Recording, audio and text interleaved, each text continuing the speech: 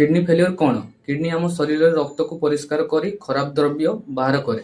जेतेबेले kidney ठीक भाव में काम करि पारे नाही सेतिबेले किडनी फेल्योर होई पारे।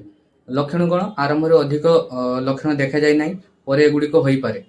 मुह पाद और शरीर फुली जिबा, पेशाब कम बा बेसी हेबा, देह रे दुर्बलता क्लांति, भोक न लागिबा, बांति होबा, श्वास नेबारे कष्ट होबा, रक्तचाप बढ़ी जिबा, चर्म रे खुजली हेबा। औषध कौन नेबे? किडनी फेल्योर पई डाक्टर को परामर्श अति आवश्यक।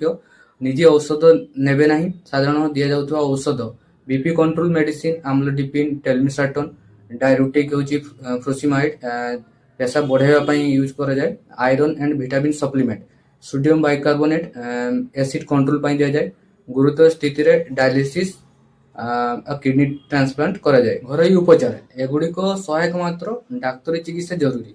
फास्ट होची पानी ठीक मात्रा रे पियंतु, लुण कम खांतु, प्रोटीन नियंत्रण, तमाकू और मद्यपान बंद करंतु, हल्का खाद्य खांतु, केबे डाक्तर को देखाइबे। जदि पेशाब हठात कमी जाए, शरीर रे बहुत फुली जिबा, श्वास कष्ट बढ़ी जाए तुरंत डाक्तर को देखांतु। Thank you.